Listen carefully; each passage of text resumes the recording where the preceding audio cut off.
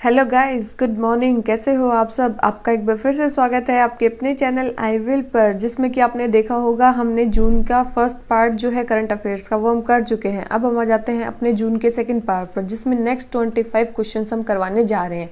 ठीक है, और हम शुरू करते हैं अपना बिना देरी करते हुए। अगर आप नए हैं चैनल पे तो आप प्लीज़ चैनल को सब्सक्राइब कर लीजिए, और अगर आपको इसकी पीडीएफ का लिंक चाहिए तो आप हमारे टेलीग्राम चैनल को ज्वाइन कर सकते हो। जब ये टोटल 100 क्वेश्चन हो जाएंगे तो इस मंथ की जो पीडीएफ है वो हमारे टेलीग्राम चैनल पर आ जाएगी।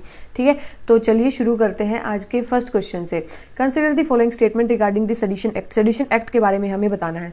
फर्स्ट है section 124A of IPC 1860 referred as section sedition act. ये स्टेटमेंट बिल्कुल सही है कि सेक्शन 124A जो आईपीसी का है वो उसी को क्या कहा जाता है, सेडिशन एक्ट कहा जाता है। बिल्कुल सही स्टेटमेंट है। सेकंड है it was not in original draft. ये ओरिजिनल ड्राफ्ट में नहीं था। तो ओरिजिनल ड्राफ्ट कब आया था? ये तो 1860 में। तो ओरिजिनल ड्राफ्ट कब आया था? तो याद रखना, ओरिजिनल ड्राफ्ट आया था 1837 में। ठीक है, ओरिजिनल ड्राफ्ट आया था 1837 में। कौन लेके आए थे? थॉमस मैकॉले लेके आए थे। कौन लेके आए थे? Thomas Macaulay. वही मैकॉले जो मैकॉले मिनट के लिए जाने जाते हैं। ठीक है, थॉमस मैकॉले इसको लेके आए थे 1837 में। ये ओरिजिनल ड्राफ्ट में नहीं था। तो ओरिजिनल ड्राफ्ट इसका 1837 में आया था। ठीक है, लेकिन ये बाद में इंट्रोड्यूस किया गया था 1817 में by efforts of James Stephen. ठीक है, जेम्स स्टीफन। ये स्टेटमेंट भी बिल्कुल सही है, 1870 में इसको ऐड किया गया था। थर्ड है Mahatma Gandhi was the first under the act for taking part in protest against colonial government. ऐसा नहीं था कि महात्मा गांधी ही पहले कन्विक्ट थे इस एक्ट के अंडर। ऐसा नहीं था। कौन थे सबसे मतलब और भी लोग थे जिनका पहले अरेस्ट हो चुके थे, जैसे कि बाल गंगाधर तिलक। ठीक है, बाल गंगाधर जो तिलक थे वो पहले ही इसके कारण मतलब अरेस्ट हो चुके थे। ठीक है, गांधी जी तो लेट में 1922 में वो अरेस्ट हुए। तो ये चीज़ आपको ध्यान रखनी है कि बाल गंगाधर तिलक जी जो थे वो पहले ही अरेस्ट हो चुके थे। महात्मा गांधी जी फर्स्ट पर्सन नहीं थे, लेकिन हाँ महात्मा गांधी जी भी वहाँ पे अरेस्ट हुए थे। ठीक है, तो ये क्वेश्चन हो गया हमारा क्या, सेडिशन एक्ट के बारे में। कुछ चीज़ें आपको सेल्फ स्टडी करनी है। किस चीज़ के बारे में? सेडिशन एक्ट के बारे में। ठीक है, ये बहुत ज़्यादा इंपॉर्टेंट है। सेडिशन एक्ट के बारे में कुछ चीज़ें आपको खुद देखनी है, जैसे कि सेडिशन एक्ट क्यों होना चाहिए और क्यों नहीं होना चाहिए। ठीक है, आज इसका रिलेवेंस है नहीं है। ठीक है, और इसके अलावा जो भी मेंस के लिए इंपॉर्टेंट फैक्ट्स हैं वो आपके होने चाहिए। ठीक है, मेंस के लिए जो इंपॉर्टेंट फैक्ट्स हैं वो आपके होने चाहिए। ये मेंस का टॉपिक काफ़ी अच्छा है। और इसके अलावा major Supreme Court decisions on sedition. ठीक है, major Supreme Court decisions on sedition, ये काफ़ी ज़्यादा इंपॉर्टेंट है। और वैसे 3 ही जो केसेस हैं वो major Supreme Court decision sedition पे। अगर हम पहले की बात करें तो हमारा पहला है Brijbhushan versus state of Delhi. ठीक है, Brijbhushan versus state of Delhi. और एक और था Romesh Thapar versus state of Madras.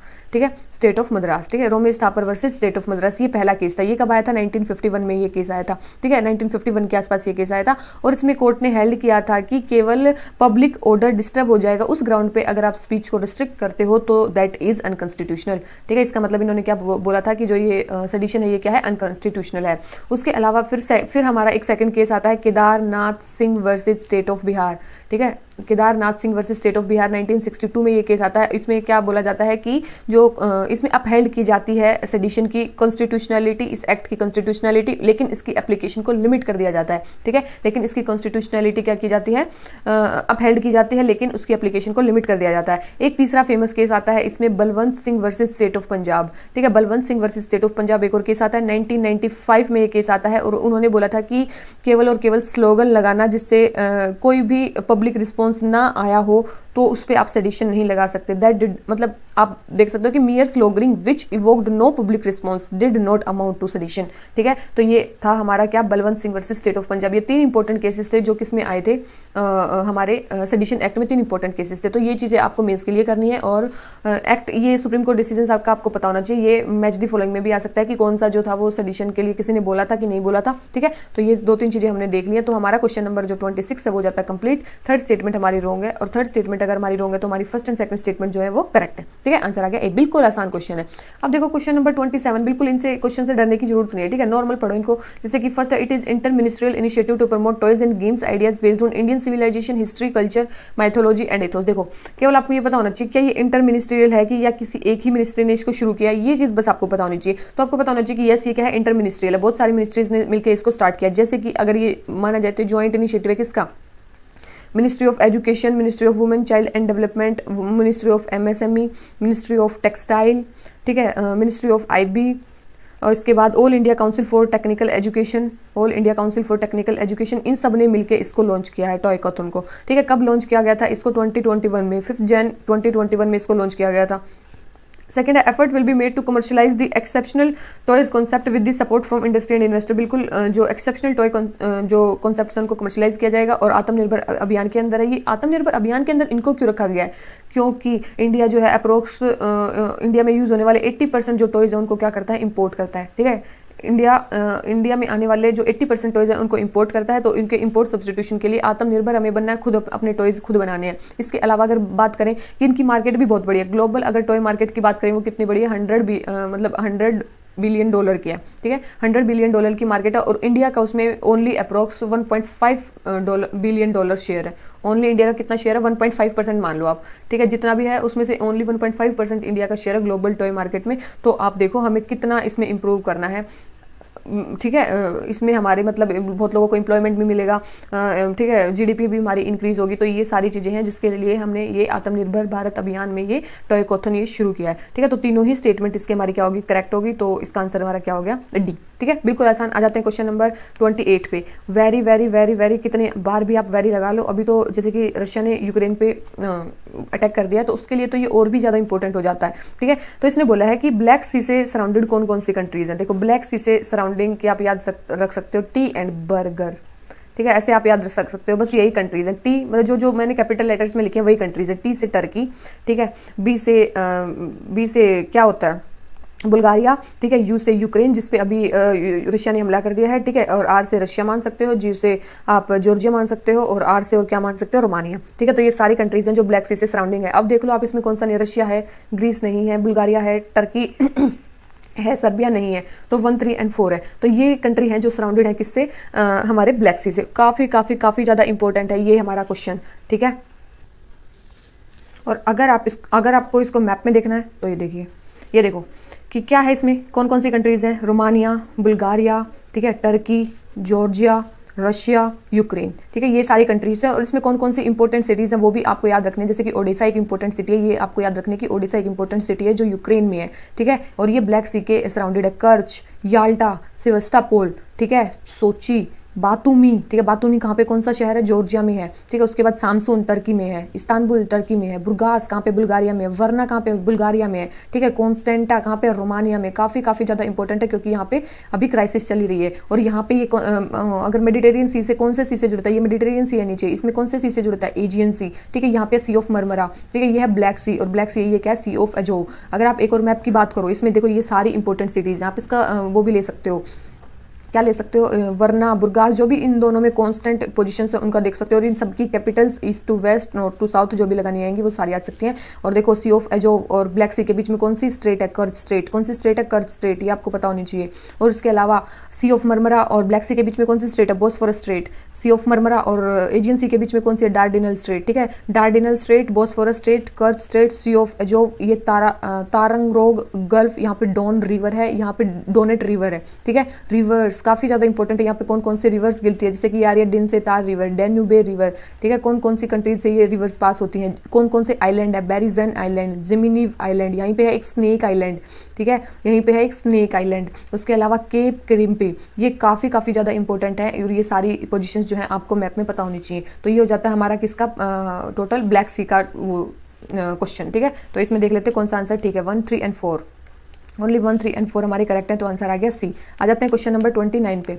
29 क्या बोलता है कि state of art project for testing and certification centre for automotive sector under ministry of heavy industry. Ministry of heavy industry ने टेस्टिंग के लिए, प्रोजेक्ट की टेस्टिंग के लिए, सर्टिफिकेशन के लिए ऑटोमोबाइल सेक्टर के ये क्रिएट किया है। तो कौन सा, ये नेटरेक्स। क्या ये नेटरेक्स, ये हाई स्पीड ट्रैक है। नेटरेक्स कुछ नहीं है, एक हाई स्पीड ट्रैक है, 11.3 किलोमीटर का ये बनाया गया है। ठीक है, 11.3 किलोमीटर का बनाया गया है, हाई स्पीड ट्रैक है। कहाँ पे है, इंदौर एमपी में। कहाँ पे है ये, इंदौर एमपी में है। और अंडर नेटरिप है, किसके अंडर है, नेटरिप, मिनिस्ट्री ऑफ हैवी इंडस्ट्री। ठीक है, और ये लॉन्गेस्ट इन एशिया है और 5th लार्जेस्ट इन वर्ल्ड है। ठीक है, ये चीज़ आपको ध्यान रखनी है, लॉन्गेस्ट इन एशिया और 5th लार्जेस्ट इन वर्ल्ड। तो ये हो गया हमारा क्वेश्चन नंबर 29। आ जाते हैं क्वेश्चन नंबर 30 पे। क्वेश्चन नंबर 30 क्या बोलता है हमें, क्वेश्चन नंबर 30 बोलता है अनलॉफुल एक्टिविटीज प्रिवेंशन एक्ट के बारे में बताना, 1967 में जो आया था। तो ओके, फर्स्ट है the act defines terror and terrorist, बिल्कुल डिफाइन नहीं करता है, एक चीज आपको ध्यान रखनी है, इस एक्ट में डिफाइन नहीं किया गया कि what is terror and terrorist, ठीक है। सेकंड है minimum sentence upon conviction for being involved in unlawful activities is 5 years, ये सही है।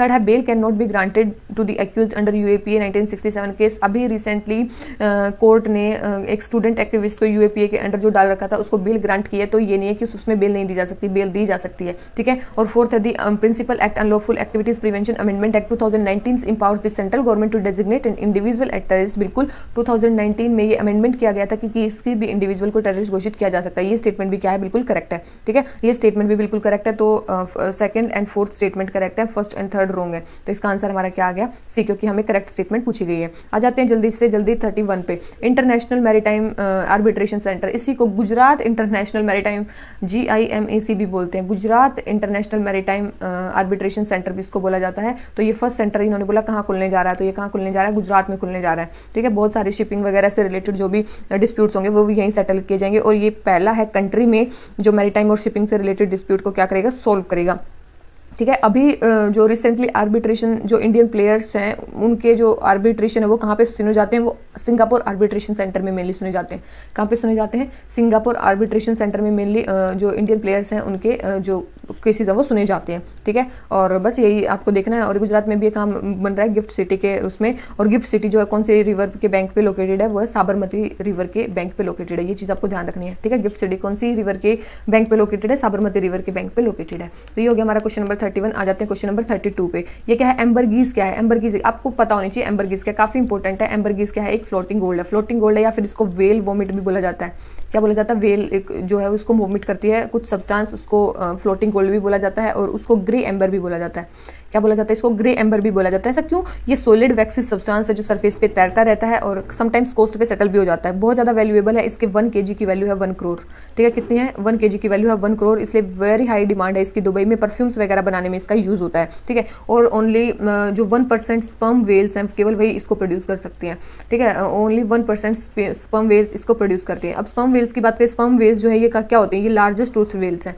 लार्जेस्ट टूथड वेल्स हैं, ठीक है। ये चीज़ आपको ध्यान रखनी है। और ट्रॉपिकल और temperate water through out the world यहाँ पे ये पाई जाती हैं।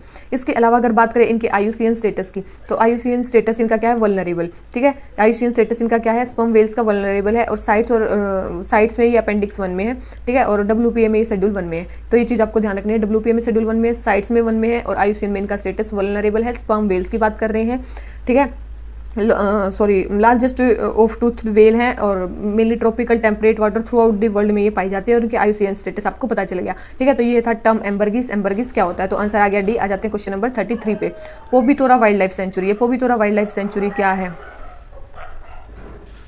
सबसे पहले है it has second highest density of 1 horn rhino in the world. इसके पास वर्ल्ड में सेकंड हाईएस्ट डेंसिटी है 1 हॉर्न राइनो की वर्ल्ड में। याद रखना ये वर्ल्ड में लार्ज, इस मतलब Pobitora wild life sanctuary first largest मतलब हाईएस्ट डेंसिटी है इसमें 1 हॉर्न राइनो की वर्ल्ड में, ठीक है। वर्ल्ड में इसमें क्या है, फर्स्ट हाईएस्ट डेंसिटी है, ये चीज़ आपको याद रखनी है, फर्स्ट हाईएस्ट डेंसिटी है वर्ल्ड में। तो ये स्टेटमेंट हमारी क्या होगी, रॉन्ग हो गई है, ठीक है। लेकिन अगर असम की बात करें, असम में सेकेंड हाईएस्ट लार्जेस्ट डेंसिटी है, ठीक है। असम में सेकंड हाईएस्ट डेंसिटी, क्योंकि सबसे ज़्यादा जो 1 हॉर्न राइन है वो कहाँ पे पाए जाते हैं, काजीरंगा नेशनल पार्क में पाए जाते हैं, ठीक है। काजीरंगा नेशनल पार्क में पाए जाते हैं, सबसे highest density Kaziranga national park में है। लेकिन अगर वाइल्ड लाइफ सेंचुरी की बात करें तो पोबितोरा वाइल्ड लाइफ सेंचुरी में वर्ल्ड में सबसे ज़्यादा 1 हॉर्न राइनो पाए जाते हैं। सेकंड है it is situated in the flood plains of Lohit river. ये लोहित रिवर के फ्लड प्लेन्स में लोकेटेड है। तो ये स्टेटमेंट भी हमारी क्या है, बिल्कुल रॉन्ग है, क्योंकि ये कहाँ पे लोकेटेड है, on the southern bank of Brahmaputra, ठीक है। ब्रह्मपुत्रा के साउदर्न बैंक पे ये लोकेटेड है, ठीक है। ब्रह्मपुत्रा के साउदर्न बैंक पे ये लोकेटेड है, ये आपको ध्यान रखना है। अगर आप 1 हॉर्न राइनो की बात करो, तो इसका जो IUCN स्टेटस है वो भी क्या है, वल्नरेबल। जैसा हमने स्पर्म वेल में पढ़ा था बिल्कुल सेम ही है, ठीक है। साइट्स में अपेंडिक्स 1 में आता है ये, और WPA एक्ट में भी ये शेड्यूल 1 में है, ठीक है। WPA में भी शेड्यूल 1 में है, साइट्स में भी 1 में है, और IUCN स्टेटस इसका भी क्या है, वल्नरेबल है, काफी इंपॉर्टेंट है। और अब आप बोलोगे कि क्या इसके कंजर्वेशन के लिए, अभी वल्नरेबल है तो इसके कंजर्वेशन के लिए भी क्या कोई स्टेप्स इंडियन गवर्नमेंट ले रही है? यस, काफी स्टेप इंडियन गवर्नमेंट जो है इसके कंजर्वेशन के लिए ले रही है, ठीक है। अगर इसके कंजर्वेशन मेजर्स की बात की जाए तो जैसे कि सबसे पहले 5 जो राइनो रेंज कंट्रीज़ हैं, ठीक है, 5 जो राइनो रेंज कंट्रीज़ हैं उन्होंने डिक्लेरेशन साइन किया है। उन्होंने क्या साइन किया है, डिक्लेरेशन साइन किया 2019 में, जिसको क्या बोला जाता है, new Delhi declaration on Asian rhinos 2019। New Delhi declaration on Asian rhinos 2019, ये उन्होंने डिक्लेरेशन साइन किया है एशियन राइनोस को प्रोटेक्ट करने के लिए। और ये 5 राइनो रेंज कंट्रीज कौन कौन सी हैं, काफ़ी इंपॉर्टेंट है। ये आ सकता है कि 5 राइनो रेंज कंट्रीज में क्या इंडिया आता है, यस इंडिया भी आता है, नेपाल भी आता है, ठीक है, भूटान भी आता है, और उसके बाद है इंडोनेशिया और मलेशिया, ठीक है। ये 5 है, इंडोनेशिया और मलेशिया, ये 5 कंट्री हैं राइनो रेंज कंट्रीज में, काफ़ी इंपॉर्टेंट है, ठीक है। इनमें इंडिया भी आता है। तो ये 5 राइनो रेंज कंट्रीज जिन्होंने एक डिक्लेरेशन साइन किया है, new Delhi declaration on Asian rhinos 2019, इनको प्रोटेक्ट करने के लिए। दूसरी चीज़, एक इनकी डीएनए प्रोफाइलिंग भी की जा रही है, ministry of environment, forest and climate change कर रही है। इनकी क्या कर रही है, डीएनए प्रोफाइलिंग भी इनकी की जा रही है, ठीक है। इनकी डीएनए प्रोफाइलिंग भी की जा रही है, ministry of environment, forest and climate change कर रही है। क्या इसके अलावा और भी कोई स्टेप लिए जा रहे हैं? यस, 2019 में एक और स्ट्रेटजी लॉन्च की गई थी, नेशनल राइनो कंजर्वेशन स्ट्रेटजी, ठीक है। कौन सी स्ट्रेटजी लॉन्च की गई थी? National rhino conservation strategy. National rhino conservation strategy भी एक लॉन्च की गई थी। कब लॉन्च की गई थी? 2019 में लॉन्च की गई थी, याद रखनी है आपको। इसके अलावा एक इंडिया का और भी विजन था, Indian rhino vision 2020, Indian rhino vision 2020, ये 2005 में लॉन्च किया गया था। और हमें इसमें जो आसाम में जो है वो राइनो की पॉपुलेशन को इंक्रीज़ करना था अप टू 3000 राइनो की पॉपुलेशन को हमें इंक्रीज़ करना था। तो अभी आपको जाके देखना है कि असम में राइनो की पॉपुलेशन कितनी है, ठीक है। ये 2020 का हमारा टारगेट था, 2005 में स्कीम शुरू की गई थी, इंडियन राइनो विजन 2020, ठीक है। तो ये हो गया हमारे क्या, राइनो के प्रोटेक्शन के लिए कौन कौन से कंजर्वेशन स्टेप्स जो है वो गवर्नमेंट उठा रही है कि नहीं उठा रही है। तो ये दोनों ही स्टेटमेंट हमारी रॉन्ग होगी, तो हमारा आंसर क्या आ गया? डी, ठीक है। क्वेश्चन नंबर 33 हो जाता है, आ जाते हैं 34 पे। देखो ये क्या है, तो फाइनेंशियल ईयर 2021 का क्वेश्चन है, तो इसका हमारे से कोई लेना देना नहीं है। इस बार का जो होंगे वो हमारे लिए काफी ज्यादा इंपॉर्टेंट है, तो ये इस क्वेश्चन को आप काट सकते हो। आ जाते हैं क्वेश्चन नंबर 35 पे। क्या बोलता है? Which of the following statements are correct with reference to information technology intermediary guidelines on digital media ethics code rules, ठीक है। आईटी रूल्स के बारे में बताना है। फर्स्ट है social media intermediary registered users in India above 5 million users is considered as significant social media intermediary. बिल्कुल, जिस भी इंटरमीडिएटरी के 5 मिलियन से ज्यादा यूजर्स हैं रजिस्टर्ड, तो उसको क्या बोला जाता है? Significant social media intermediary. Second है intermediary which provide messaging as primary service must enable identification of first origination of information, ये भी स्टेटमेंट बिल्कुल करेक्ट है। थर्ड है the origination must be disclosed if required by an order from the court only. तो याद रखना, originator का आपको बताना पड़ेगा अगर आपको गवर्नमेंट बोलती है करने को, तो ओरिजिनेटर का आपको बताना पड़ेगा कि ये जो इन्फॉर्मेशन है इसका ओरिजिनेटर कौन है। तो थर्ड स्टेटमेंट होगी हमारी रॉन्ग। फोर्थ है even if the first originator is located outside India he will be deemed to the first originator. याद रखना, अगर कोई फर्स्ट ओरिजिनेटर बाहर है, इंडिया से बाहर लोकेटेड है, तो जो इंडिया में प्रेजेंट होगा ओरिजिनेटर, उसको फर्स्ट ओरिजिनेटर बोला जाएगा, ना कि उसको बोला जाएगा। तो हमारी जो फोर्थ स्टेटमेंट है ये भी हमारी क्या हो जाती है? रॉन्ग स्टेटमेंट हो जाती है, ठीक है। तो ये भी हमारी क्या हो जाती है? रॉन्ग स्टेटमेंट हो जाती है। तो इसका आंसर हमारा क्या हो गया? थर्ड एंड फोर्थ जो है हमारी रॉन्ग है, first and second statement correct है, तो इसका आंसर आ गया ए, ठीक है। इसका आंसर आ गया ए। और भी काफ़ी ज़्यादा इन्होंने मतलब आईटी रोल्स में और भी काफ़ी ज़्यादा थे कि आपको चीफ कंप्लायंस ऑफिसर जो है, जो भी सोशल मीडिया के वो इंटरमीडिएटरीज हैं, उनको चीफ कंप्लायंस ऑफिसर को अपॉइंट करना पड़ेगा, ठीक है। अपने सेल्फ क्लासिफिकेशन करना पड़ेगा अपने कंटेंट को 5 कैटेगरीज में एज के बेस पे। पेरेंटल लॉक जैसे कंसेप्ट मतलब इन्होंने बोला कि पेरेंटल लॉक होना चाहिए, तो ये सारी चीज़ें किन्होंने की है आईटी रूल्स में। इसके अलावा 3 लेवल जो ग्रीवियंस रिड्रेसल सिस्टम है, ग्रीवियंस रिड्रेसल जो ऑफिसर है आप उसको अपॉइंट करोगे, नहीं तो आप पे सेफ हार्बर रूल्स आपसे हटा दिए जाएंगे, जो कल के क्वेश्चन में आया था, ठीक है। तो वो भी आईटी रूल्स में ही था। इसके अलावा अगर बात करें, बस यही सारे थे। Oversight mechanism ministry of IB के अंडर ये भी क्रिएट किया गया। इसके अलावा बस यही सारी चीज़ें हैं। अगर सोशल मीडिया इंटरमीडिएटरी इनको फॉलो नहीं करते हैं तो वही सेफ हार्बर जो प्रोविजंस हैं वो उन पे अप्लाई नहीं होंगे, ठीक है, उनको प्रोटेक्शन नहीं दी जाएगी। तो बस यही है, ओवरसाइट मैकेनिज्म एक इंपॉर्टेंट है, तो आप देख लेना। और सारी क्या क्या इसमें चीज़ें बताई गई हैं, ठीक है। तो इसका आंसर हो गया ए। आ जाते हैं क्वेश्चन नंबर 36 पे। नीति आयोग के 2020 एसडीजी इंडेक्स के बारे में हमें बताना है, ठीक है। नीति आयोग के 2020 एसडीजी इंडेक्स के बारे में हमें बताना है, ठीक है। देख लेते हैं। फर्स्ट है India so major decline in SDG goals related to urban development and health in 2020। तो याद रखना, इंडिया ने मेजर डिक्लाइन नहीं, इंडिया ने तो हरे मतलब एसडीजी गोल्स में इंप्रूवमेंट देखी है, ठीक है। तो ये स्टेटमेंट रॉन्ग होगी। सेकंड है केरला रिटेन्ड विच पोजीशन, बिल्कुल केरला तो अपनी पोजीशन पे ही रहा है फर्स्ट पे। एंड थर्ड है all the state showed some improvement from last year score. ये स्टेटमेंट भी बिल्कुल करेक्ट है कि सारी स्टेट्स ने लास्ट ईयर से कुछ ना कुछ इंप्रूवमेंट दिखाया है। और फोर्थ है Jharkhand and Assam registered biggest gain. तो ये स्टेटमेंट बिल्कुल गलत है, क्योंकि मिजोरम और जो हरियाणा है उन्होंने बिगेस्ट गेन लिया है। और जो अगर बात करें झारखंड, असम और बिहार की, इसमें बिहार और मिला दो तो ये क्या है? वर्स्ट परफॉर्मर्स हैं, ये क्या है, वर्स्ट परफॉर्मर्स है अगर इनकी बात की जाए, ठीक है। और ये स्कीम कब लॉन्च की गई थी, 2018 में ये स्कीम लॉन्च की गई थी, काफ़ी ज़्यादा इंपॉर्टेंट है। तो ये हो गया हमारा SDG इंडेक्स के बारे में जो नीति आयोग ने 2018 में लॉन्च किया था। तो इसका आंसर हो गया 2 and 3 are correct, first and fourth are wrong, ठीक है। अब आ जाते हैं क्वेश्चन नंबर 37 पे, वुमेन एंटरप्रेन्योरशिप प्लेटफॉर्म के बारे में बताना। वुमेन एंटरप्रेन्योरशिप प्लेटफॉर्म, ताकि वुमेन जो है वो क्या बने, एंटरप्रेन्योर बने, वुमेन एम्पावरमेंट हो। तो ये किसने लॉन्च किया, तो याद रखना ये भी किसने लॉन्च किया है, नीति आयोग ने ही लॉन्च किया है। किसके साथ मिलकर लॉन्च किया, सिडबी के साथ लॉन्च किया, सिडबी के साथ लॉन्च किया है। और उसके 3 पिलर्स हैं, एक तो है इच्छा शक्ति, और एक है ज्ञान शक्ति, और एक है कर्म शक्ति, ठीक है। इन 3 कंसेप्ट के ऊपर ये जो वुमेन एंटरप्रेन्योरशिप प्लेटफॉर्म है ये स्टार्ट किया गया नीति आयोग के द्वारा। तो हमारा क्वेश्चन नंबर 37 हो जाता है। आ जाते हैं क्वेश्चन नंबर 38 पे, क्या बोलता है, community health centre. Community health centre क्या, हेल्थ सेंटर जो भी होते हैं, जो थर्ड स्टेटमेंट में दे रखा है ना सब सेंटर में, वो इसकी डेफिनेशन होगी, ठीक है। सब सेंटर, इसमें थर्ड स्टेटमेंट दे रखी है सब सेंटर वाली, ठीक है। इसमें थर्ड स्टेटमेंट दे रखी है हमारी सब सेंटर वाली। तो कम्युनिटी हेल्थ सेंटर का जो एक्सप्लेनेशन है वो उसमें दे रखा है, और सब सेंटर का जो एक्सप्लेनेशन है वो यहाँ पे दे रखा है। और हमारी जो प्राइमरी हेल्थ सेंटर की जो डेफिनेशन है ये बिल्कुल करेक्ट है। Yes, a referral unit for 6 sub centres manned with medical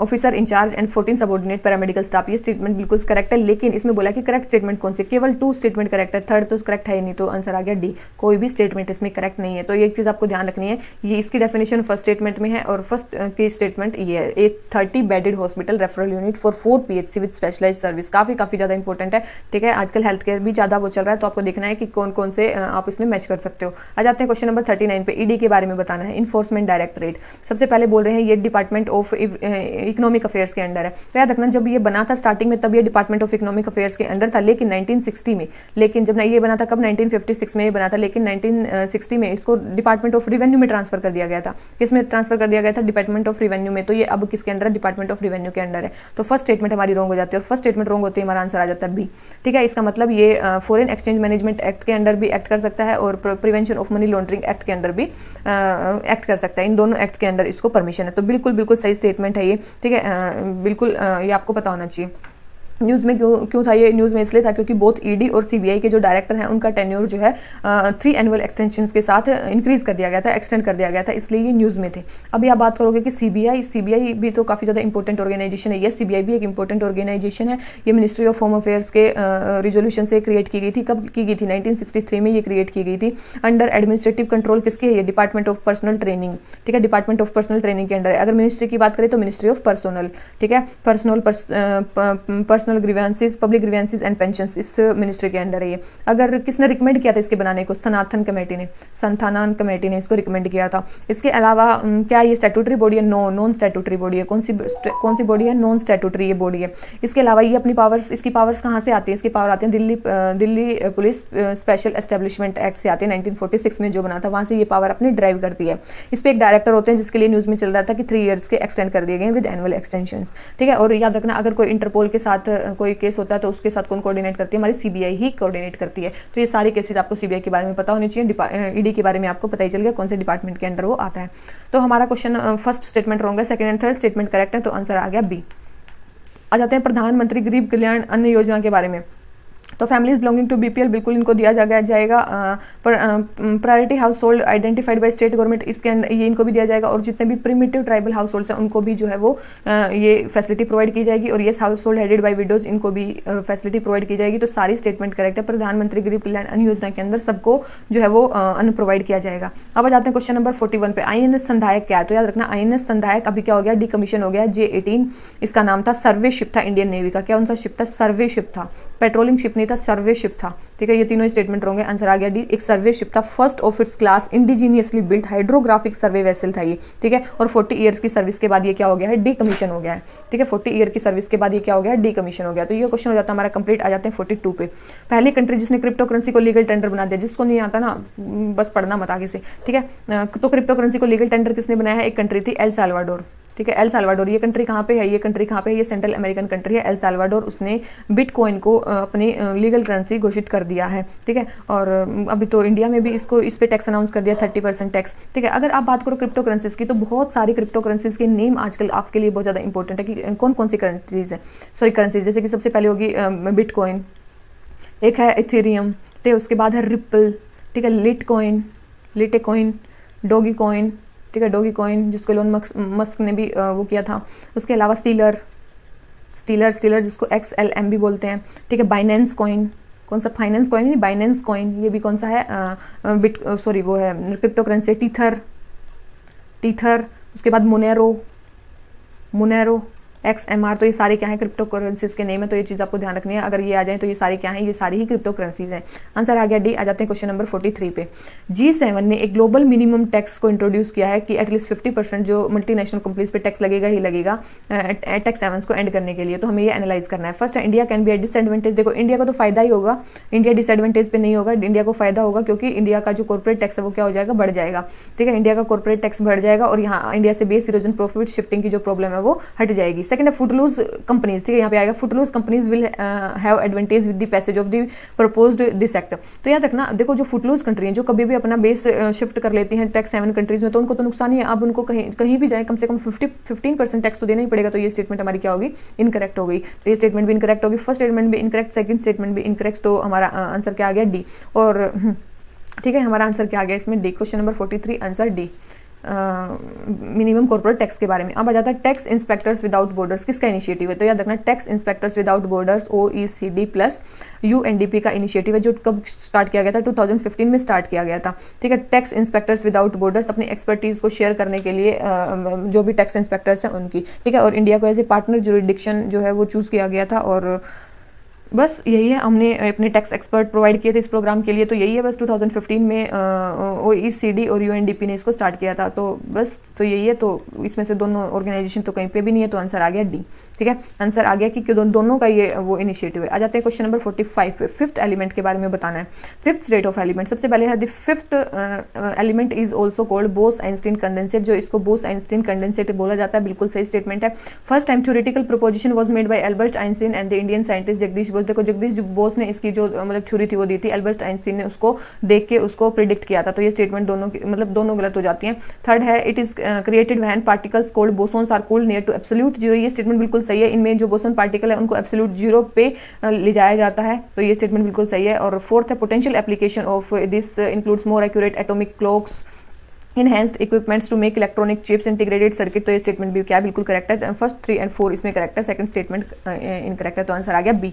आ जाते हैं डायरेक्ट क्वेश्चन नंबर 46 पे। परफॉर्मेंस ग्रेडिंग इंडेक्स के बारे में बताना है। परफॉर्मेंस ग्रेडिंग इंडेक्स क्या है। तो फर्स्ट है, it is released by NITI Aayog to rank states in their achievements to the SDG India goals. तो बिल्कुल गलत स्टेटमेंट है। ये performance grading index education ministry ने स्टार्ट किया है इंडियन स्कूल की एजुकेशन के स्टेटस को चेक करने के लिए। सेकंड है, Kerala has secured number 1 rank. तो ये स्टेटमेंट भी हमारी रॉन्ग है। क्यों रॉन्ग है, क्योंकि पंजाब की रैंक सबसे ज्यादा हाई आई है इसमें। पंजाब देन तमिलनाडु देन केरला, ये रैंक आई है, पंजाब की सबसे हाईएस्ट रैंक आई है। ठीक है, और ये मैंने बता दिया क्यों स्टार्ट किया गया। और फर्स्ट सबसे पहले पब्लिकेशन कब किया गया था, 2019 में ही सबसे पहले इसका पब्लिकेशन किया गया था। रेफरेंस ईयर इन्होंने क्या लिया है, रेफरेंस ईयर इन्होंने लिया 2017-18। ठीक है, रेफरेंस ईयर इन्होंने लिया 2017-18। और इसकी जो इंप्लीमेंटिंग एजेंसी है वो कौन सी है, department of school education and literacy. ठीक है, इनकी जो इंप्लीमेंटिंग एजेंसी है वो है department of school education and literacy, इनकी वो जो है वो इंप्लीमेंटिंग एजेंसी है। तो 40 का आंसर क्या हो गया हमारा, डी। ठीक है, 40 का आंसर क्या होगा, डी, क्योंकि कोई भी स्टेटमेंट हमारी करेक्ट नहीं है। अब आ जाते हैं क्वेश्चन नंबर 47 पे। कौन से केसेस में क्या क्या बोला गया है। सबसे पहले है इशू, किस इशू के लिए कौन सा केस बैठा था। फर्स्ट है LIC, क्या प्रियम्बल के लिए बैठा था LIC केस। ठीक है, तो यस बिल्कुल सही स्टेटमेंट है, प्रियम्बल के लिए LIC केस बैठा था। सेकंड है LC चंद्र कुमार केस, जुडिशियल रिव्यू, बिल्कुल ये इसके लिए बैठा था। थर्ड है IR कोयलो केस। तो याद रखना है IR कोयलो केस किस लिए बैठा था, 9th शेड्यूल के लिए बैठा था। मेनली इसको 9th शेड्यूल केस भी बोला जाता है। वैसे जुडिशियल रिव्यू के लिए बैठा था ये भी, 9th शेड्यूल के जुडिशियल रिव्यू के लिए ये बैठा था कि उस पर होना चाहिए कि नहीं होना चाहिए। ठीक है, तो ये स्टेटमेंट रॉन्ग होगी। और फोर्थ है Lily Thomas case. Lily Thomas case तो मतलब इसने बोला person in custody to be debarred from contesting elections. तो इन्होंने कस्टडी में नहीं, उन्होंने बोला था कि जिन भी पॉलिटिशियंस को 2 साल से ज्यादा की सजा मिल गई है, क्या उनको मेंबर ऑफ लेजिस्लेशन बनाना चाहिए कि नहीं बनाना चाहिए। ये इसके लिए केस था, ये मतलब ये नहीं था कि जिनको जो कस्टडी में है, ऐसा कुछ नहीं था। तो ये स्टेटमेंट हमारी इनकरेक्ट होगी। First and second statement correct है, तो आंसर आ गया ए। अब आ जाते हैं क्वेश्चन नंबर डायरेक्ट 48 पे। 48 क्या बोलता है, principle of strict liability, principle of absolute liability और प्रिंसिपल ऑफ कहाँ पे। ठीक है, तो देखो सबसे पहले प्रिंसिपल ऑफ स्ट्रिक्ट लायबिलिटी क्या होती है। तो आपको ध्यान रखनी है कि प्रिंसिपल ऑफ स्ट्रिक्ट लायबिलिटी होती है, प्रिंसिपल ऑफ स्ट्रिक्ट लायबिलिटी होती है कि जब लायबिलिटी अराइज होती है even without any negligence on the part of defendant. ठीक है, even on the part of defendant, इसको बोलते हैं रूल ऑफ स्ट्रिक्ट लायबिलिटी। मतलब जैसे कि आप बात कर सकते हो कि मान लो एक मैं हूँ और एक आप हो। ठीक है, आप ऐसे आप बना दिया मैंने। ठीक है, अगर बाई चांस मान लो कि मैंने एक खेत में कुछ टॉक्सिक प्लांट्स जो हैं वो उगा रखे हैं। ठीक है, मैंने एक जो है उसमें टॉक्सिक प्लांट्स को जुगा रखे हैं अपने खेत में, और मतलब ये एक आपका खेत है और आपने अपनी शिप छोड़ दी यहाँ पे, ठीक है, आपने शिप छोड़ दी यहाँ पे चरने के लिए, लेकिन आपकी शिप क्या करती है, वो मेरे ग्राउंड में आके मतलब आ जाती है और वो उसको खा लेती है। ठीक है, तो ये चीज़ आपको ध्यान रखनी है, वो आपको मेरे ग्राउंड में आती है और वो खा लेती है। अगर वो मेरे ग्राउंड में आती है और वो खा लेती है तो I am not be liable for this act. ठीक है, तो मैं इसके लिए लाइबल नहीं होएंगी। ठीक है, लेकिन अगर बाई चांस ये जो टॉक्सिक प्लांट मैंने अपने में उगाए थे, अगर ये टॉक्सिक प्लांट आपके ही उसमें जाके गिर जाते हैं, उसके कुछ सीड्स या फिर कुछ भी आपके खेत में जाके गिर जाता है और आपके ही खेत से आपकी शिप की डेथ हो जाती है वो खाने से, तो याद रखना तब मैं इस एक्ट के लिए लाइबल मानी जाऊंगी। ठीक है, तब मैं इस एक्ट के लिए लाइबल मानी जाऊंगी। तो ये चीज़ आपको ध्यान रखनी है, ये है प्रिंसिपल ऑफ स्ट्रिक्ट लायबिलिटी। ठीक है, प्रिंसिपल ऑफ स्ट्रिक्ट लायबिलिटी। कोई भी डेंजरस सब्सटेंस आप जो अपनी टेरिटरी में रखोगे, अगर वो कहीं से वो एस्केप कर जाता है, अगर वो कोई एस्केप कर जाता है वहाँ से, तो आपको ध्यान रखना है कि आप लायबल माने जाओगे अगर आपकी जगह से वो चीज़ एस्केप होती है। ठीक है, अगर ये टॉक्सिक सब्सटेंस मेरी जगह से कहीं दूसरी जगह पे पहुँच जाता है तो फिर मैं लायबल मानी जाऊँगी उस एक्ट के लिए। ठीक है, तो ये चीज़ आपको ध्यान रखनी है अगर कोई हैजार्डियस सब्सटेंस मेरी जगह से निकल जाता है। लेकिन ये जो प्रिंसिपल ऑफ स्ट्रिक्ट लायबिलिटी है, ये मैंने समझा दिया होता क्या है, लेकिन इसमें कुछ कुछ एक्सेप्शंस भी हैं। ठीक है, अगर ये तो सबसे पहले एस्केप होना चाहिए मेरी जगह से। ठीक है, सबसे पहले एस्केप होना चाहिए मेरी जगह से, तभी मैं लायबल मानी जाऊंगी। और दूसरी चीज एक्सेप्शन। ठीक है, इसमें कुछ कुछ एक्सेप्शंस भी हैं, जैसे कि इसमें कुछ कुछ एक्सेप्शन भी है, जैसे कि प्लांटिफ ऑन फॉल्ट। ठीक है, प्लांटिफ ऑन फॉल्ट। दूसरी चीज एक्ट ऑफ गॉड, अगर कोई एक्ट ऑफ गॉड होता है। और थर्ड है कंसेंट ऑफ प्लांटिफ। और थर्ड है एक्ट ऑफ थर्ड पार्टी। अगर किसी थर्ड ने किया, ना मैंने कुछ किया ना आपने कुछ किया, अगर किसी थर्ड पार्टी ने कुछ किया तो फिर मैं लाइबल नहीं मानी जाऊंगी। ठीक है, तो मतलब ना मैंने कुछ किया ना आपने कुछ किया, जानबूझ के किसी ने यहाँ से वो सीड्स उठाए और वहाँ फेंक दिया, अगर ये प्रूव हो जाता है तो फिर मैं लाइबल नहीं मानी जाऊंगी इस एक्ट के लिए। तो ये कुछ एक्सेप्शन दिए गए हैं जिसमें principal of strict liability apply नहीं होता है। ठीक है, अब आ जाता है हमारा principal of absolute liability. Principle of absolute liability क्या बोला जाता है कि कोई भी हैजार्डियस या डेंजरस सब्सटेंस का बिजनेस अगर आप थिकली पॉपुलेटेड रीजन में करते हो, ठीक है, और वो सब्सटेंस वहाँ से निकल जाता है या फिर आपके ही प्रीमाइसिस में कुछ घटना हो जाती है, ठीक है, कोई घटना हो जाती है, कोई एक्सीडेंट हो जाता है, तो आप क्या होगे, एब्सोल्यूट लायबल होगे। ठीक है, ये आप एब्सोल्यूट लायबल होगे। देखो जो प्रिंसिपल ऑफ स्ट्रिक्ट लायबिलिटी है ना, इसका कंसेप्ट आया था, ये जो कौन सा केस था, वो ये वाला रेलैंड केस में 1868 में रेलैंड केस में ये कंसेप्ट आया था स्ट्रिक्ट लायबिलिटी का। इसमें कुछ एक्सेप्शंस भी दिए गए थे और उसमें स्ट्रिक्ट लायबिलिटी थी कि अगर आपके ही प्रीमाइसिस में आके कोई बीमार होता है या कुछ गलत हो जाता है तो आप लायबल होगे, नहीं तो आप नहीं, मतलब तो अगर कोई आप में आता है तो आप लायबल नहीं होगे, लेकिन आपका हैजार्डियस सब्सटेंस अगर कोई एस्केप कर जाता है तो आप उसके लिए लायबल होगे।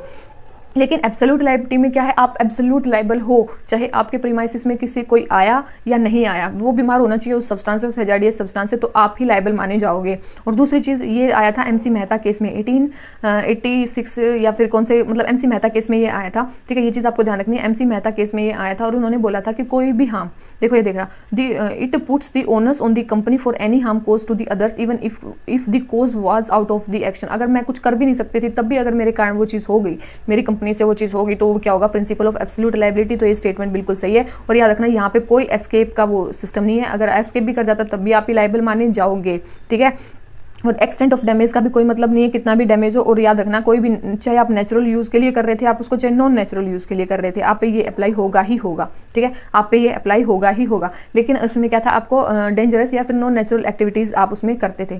ठीक है, जो ऊपर वाला था स्ट्रिक्ट लायबिलिटी में, अगर आप नॉन नेचुरल यूज़ के लिए, मतलब पर्सनल यूज़ आप नहीं कर रहे हो, नॉन नेचुरल यूज़ कर रहे हो किसी सब्सटेंस का, किसी हैजार्डियस सब्सटेंस का नॉन नेचुरल, जैसे कि मैंने टॉक्सिक सब्सटेंस उगा रखे हैं अब किसी कमर्शियल पर्पस के लिए, ठीक है, किसी और पर्पस के लिए, लेकिन वो शिप खा लेती है, तो ये क्या हो गया, नॉन नेचुरल यूज़ हो गया। वैसे नेचुरली वो नहीं उगाता, लेकिन किसी कमर्शियल पर्पस के लिए उगा रखा है, तो आप पे स्ट्रिक्ट लायबिलिटी लगती है। ठीक है, तो ये दो कंसेप्ट है, principle of strict liability, principle of absolute liability. तो उन्होंने बोला the principle of absolute liability first evolved in year 1868। नहीं, 1868 में कौन सा आया था, स्ट्रिक्ट लायबिलिटी का केस आया था। कौन सा आया था, स्ट्रिक्ट लायबिलिटी का केस आया था, रेलैंड वर्सेस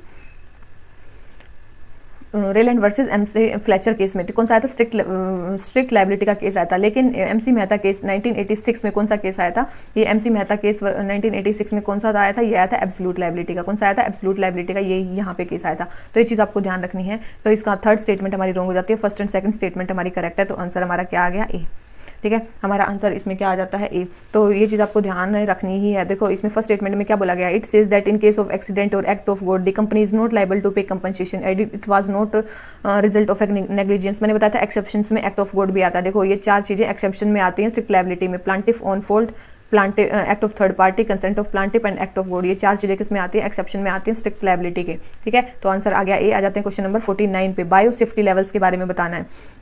किसके बारे में बताना है हमें, बायो सेफ्टी लेवल्स के बारे में बताना है। कई सारे बायो सेफ्टी लेवल्स हैं। सबसे पहले bio safety refers to the set of guidelines for various institutions engaged in handling various micro organism for laboratory as well as research and development institution. बिल्कुल सही। In India department of biotech, ministry of science and tech is apex regulator for maintaining bio safety level. बिल्कुल गलत। इसमें कौन सी होती है bio safety level के लिए, ministry of health, ministry of health, directorate of health system. ठीक है, national centre for disease control main इसको कंट्रोल करता है, national centre for disease control या फिर मिनिस्ट्री ऑफ हेल्थ इसको कंट्रोल करती है, ना कि डिपार्टमेंट ऑफ बायोटेक्नोलॉजी। ये सेकंड स्टेटमेंट रॉन्ग होगी। थर्ड है there are 4 bio safety levels. 4 bio safety levels होते हैं, ये बिल्कुल सही है। 4 बायो सेफ्टी लेवल्स होते हैं जिसमें कोविड-19 किस में रखा गया, लेवल 4 में रखा गया, हाईएस्ट लेवल पे रखा गया। याद रखना 3 पे नहीं रखा गया, 4 पे रखा गया है। तो ये चीज आपको ध्यान रखनी है। फोर्थ स्टेटमेंट भी इनकरेक्ट है और सेकंड भी इनकरेक्ट, सॉरी थर्ड भी इनकरेक्ट है, सेकंड भी इनकरेक्ट है। आंसर आ गया हमारा ए। ठीक है, अब 4 टाइप के बायो सेफ्टी लेवल होते हैं, 1 2 3 4। ठीक है, 1 2 3 4। देखो जो फर्स्ट वाला होता है इसमें बेसिक टीचिंग एंड रिसर्च की जाती है लैब्स में, बेसिक टीचिंग एंड रिसर्च की जाती है। तो उसमें ये होता है bio safety level 1। Bio safety level 2 में क्या होती है, प्राइमरी हेल्थ सर्विसेज या फिर डायग्नोस्टिक सर्विसेज प्रोवाइड की जाती हैं। ठीक है, बायो सेफ्टी लेवल 3 में स्पेशल डायग्नोस्टिक सर्विसेज और रिसर्च की जाती है। और फोर्थ में क्या हो जाता है, फोर्थ में तो ऐसी ये हाईएस्ट लेवल की बायो सेफ्टी कंटेनमेंट फैसिलिटी है जिसमें एक्सट्रीमली डेंजरस पैथोजेंस को हैंडल किया जाता है, जिनका कोई क्योर नहीं है, उनको हम प्रिवेंट भी नहीं कर सकते। ऐसी चीज़ों को इनमें रखा जाता है। जैसे कि कौन कौन सी उनको रखा गया, जैसे कि कोविड मान लो। ठीक है, उसके बाद निपाह वायरस, ठीक है, निपाह, H5N1, इबोला, ये सारे किस्में हैं, ये बायो सेफ्टी लेवल 4 में ही रखे गए हैं। ठीक है, तो ये चीज़ आपको ध्यान रखनी है। बायो सेफ्टी लेवल और national centre for disease control इसको कंट्रोल करता है इंडिया में। ठीक है, और मिनिस्ट्री ऑफ हेल्थ के अंडर ये आता है। आ जाते हैं क्वेश्चन नंबर 50 पे। Doctor B R Ambedkar ji के बारे में बताना है। फर्स्ट है he founded the Independent Labour Party 1936। तो ये स्टेटमेंट क्या बिल्कुल सही है। इन्होंने 1936 में इंडिपेंडेंट लेबर पार्टी बनाई थी, किसके लिए, वर्कर के वेलफेयर के लिए और कॉस्ट के एनिलेशन के लिए। सेकंड है ही फाउट अगेंस्ट द खोटी सिस्टम प्रिवेलेंट इन कौन का रीजन। बिल्कुल ये इनके अगेंस्ट भी इन्होंने फाइट किया था, खोटी सिस्टम के अगेंस्ट भी। थर्ड है he strongly supported granting special status to the state of Jammu and Kashmir. ये स्टेटमेंट याद रखना, उन्होंने बिल्कुल भी सपोर्ट नहीं किया था जम्मू एंड कश्मीर के स्पेशल स्टेटस को। वो तो मना कर रहे थे कि जम्मू कश्मीर को स्पेशल स्टेटस नहीं मिलना चाहिए। ठीक है, तो थर्ड स्टेटमेंट हमारी रॉन्ग हो जाती है। फर्स्ट एंड सेकंड स्टेटमेंट हमारी करेक्ट है, तो इसका आंसर हमारा क्या आ गया, ए। काफी ज्यादा इंपॉर्टेंट है। और आज के भी हमारे जो 25 क्वेश्चन है वो जो कंप्लीट हो जाते हैं। अगर आपको वीडियो अच्छी लगी हो तो लाइक करना और चैनल को सब्सक्राइब करना प्लीज मत भूलना। अगर आप चैनल पर नए हो तो चैनल को सब्सक्राइब करे बिना बिल्कुल भी नहीं जाना है आपको। ठीक है, तो चलिए इसी नोट पर आज का लेक्चर खत्म करते हैं। Thank you very much, bye bye.